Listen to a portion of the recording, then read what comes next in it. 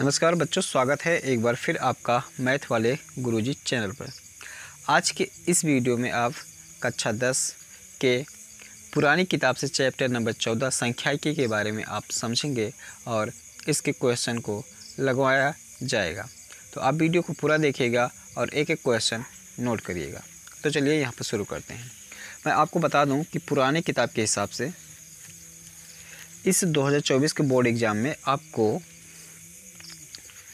मात्र यहाँ पर 3 प्रश्नावली पढ़नी होगी। प्रश्नावली 14.1, प्रश्नावली 14.2 और प्रश्नावली 14.3। ये पुरानी किताब के हिसाब से है, ठीक है।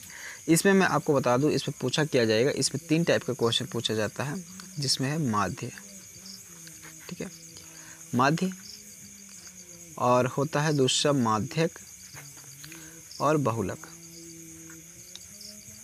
ये 3 प्रकार के क्वेश्चन बनते हैं और गारंटी है कि इस प्रकार से क्वेश्चन आपको माध्यक बहुलक देखने को आपको बोर्ड के एग्जाम में ज़रूर मिलता है। तो यहाँ पर देखिए, माध्य होता है जो माध्य निकालने के 3 मेथड होते हैं। माध्य निकालने के कितने मेथड होंगे बच्चों? 3 मेथड होंगे। कौन कौन? अगर मैं इसकी बात करूँ 3 मेथड, तो यहाँ पर हो जाता है प्रत्यक्ष विधि, दूसरा होता है कल्पित माध्य विधि,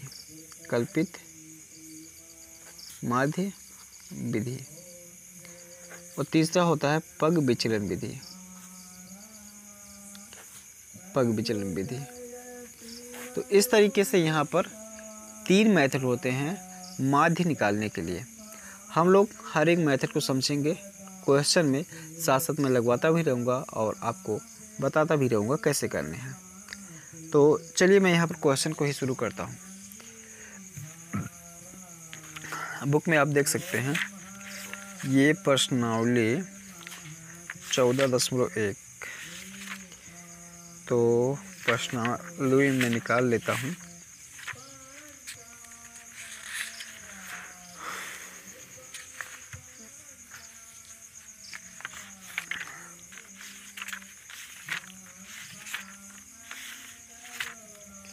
यहाँ पर है, ठीक है, देख पा रहे होंगे।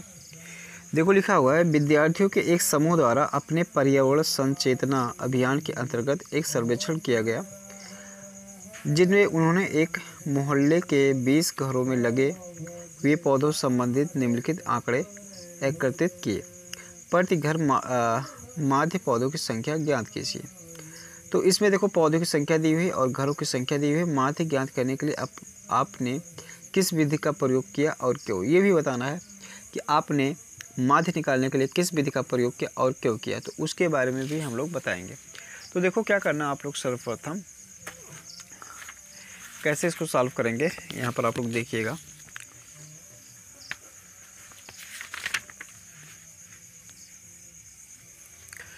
देखो सबसे पहले यहाँ पर क्या करेंगे, आप लोग जैसे दिया हुआ पौधों की संख्या, ठीक है, तो मैंने यहाँ पौधों की संख्या लिख रखा, जिसको वर्ग अंतराल भी बोलते हैं।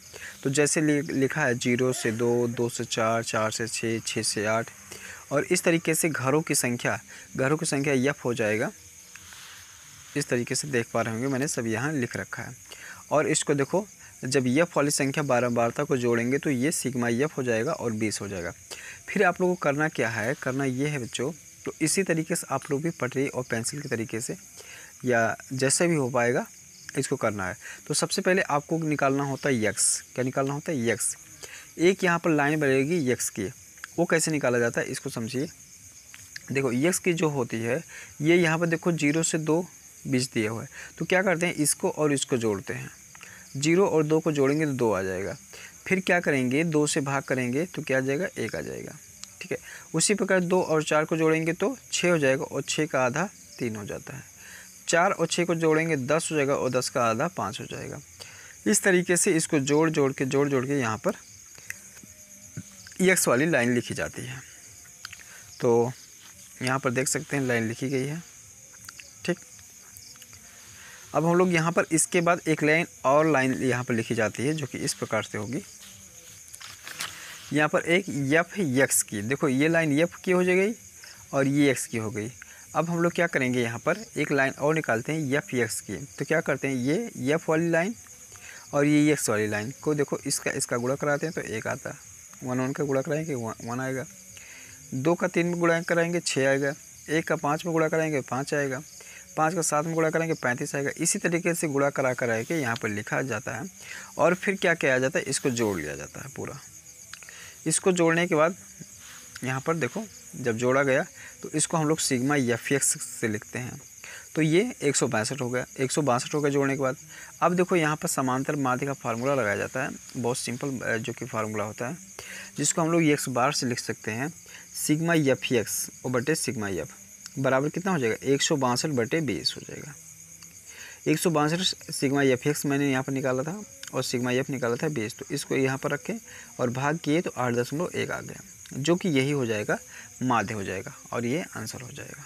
ठीक, तो उम्मीद करता हूँ कि आपको 14.1 का पहला क्वेश्चन समझ में आया होगा।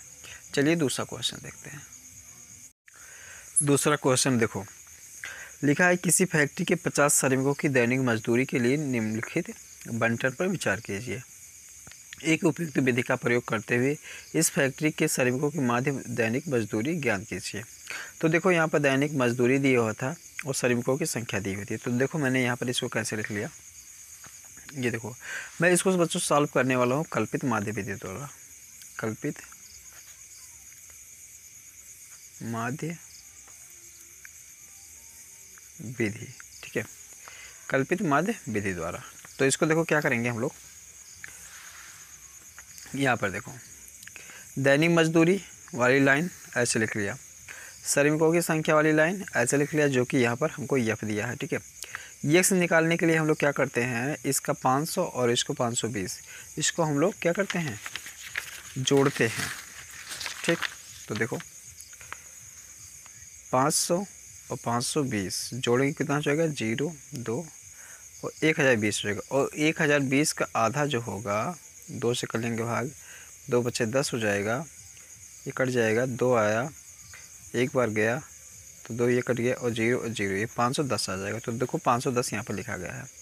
तो क्या करते हैं, इसके इन दोनों को जोड़ते हैं और 2 से भाग कर देते हैं, 510 आ जाता है। मतलब इसी प्रकार से ये लिस्ट आ जाती है। तो ये एक लाइन हम लोग बनाएंगे एक्स वाली।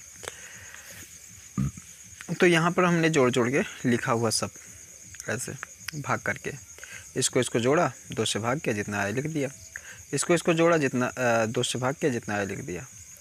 अब यहाँ पर इसके बाद एक और लाइन ड्रा करनी होती है एक्स डी की। डी क्या होता है, डी एक्स माइनस ए होता है। तो एक्स वाली लाइन ये वाली निकल जाती है। अब ए क्या होता है, इसके लिए हम लोग को देखो ए के लिए ऐसे लिखेंगे, n/2 पद में, n/2 देखते हैं एक्स में पद में, एक्स वाली लाइन में देखते हैं n/2। ठीक है, तो n/2 यहाँ पर हम लोग देख लेंगे। n/2 का मतलब ये है कि यहाँ पर 1 2 3 4 5 है, कितना है 5, n बराबर कितना है 5। तो देखो n बराबर 5 बटे 2 हुआ पद। तो इसका करेंगे 2.5 हो जाएगा, 2.5वां पद अर्थात 3वां पद, 2.5 आएगा पद, अथवा क्या कर सकते हैं 3रा पद। तो 3रा पद यहाँ पर क्या कर लेंगे हम लोग, इसमें देखेंगे, देखो एक्स वाली लाइन में ही देखना होगा। तो ये पहला, दूसरा, तीसरा, तो ये वाले क्या कर लेंगे हम लोग, बना लेंगे ए। क्या बना लेंगे, ए। ठीक है, तो यहाँ पर देखो मैंने लिखा भी है ए बराबर 550। फिर देखो क्या करेंगे हम लोग, डी वाली लाइन निकालने के लिए हमको ए मिल गया 550 और एक्स वाली लाइन पहले से पता है।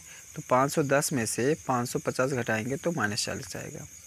इसी प्रकार से 530 है, उसमें से घटाएंगे 550 तो -20 आएगा। इसी प्रकार से यहाँ पर 550 है और एक्स भी 550 है और ए भी 550 है, तो ये वाला घट के 0 हो जाएगा।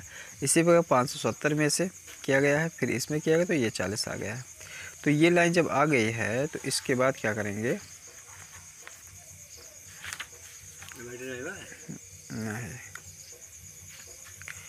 इसके बाद क्या करेंगे, यहाँ पर एक लाइन और ड्रा करनी होती है एफ डी की। ठीक है, तो एफ डी में देखो क्या करना होता है, जैसे देखो ये वाली डी वाली लाइन आ गई और ये एक्स वाली लाइन है, तो इसका इसमें गुणा कराना होता है। तो यहाँ पर देखो 510 का -40 में गुणा करेंगे तो -480 आ जाएगा।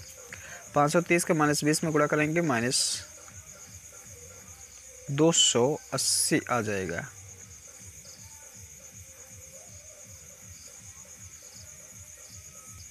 तो एफ डी यहाँ पर -480 का हम लोग एफ में कराते हैं एफ डी। तो डी वाली लाइन ये हो गया और एफ वाली लाइन ये हो गया, तो इसका इसमें गुणा कराएंगे यहाँ पर, ठीक है। तो ये इतना हो जाएगा, फिर इसका इसमें गुणा करेंगे इतना हो जाएगा, फिर इसका इसमें कराएंगे तो ये इतना है, और इसका इसमें कराया तो इतना हुआ, ठीक। इस तरीके से एफ वाली लाइन का डी वाली लाइन में गुणा करके यहाँ पर लिख लेंगे। फिर क्या करेंगे, इसको जोड़ लेंगे, तो सिग्मा एफ डी हो गया। एफ डी कितना आ गया, -240, जब इस वाली लाइन को पूरा जोड़ोगे, ठीक।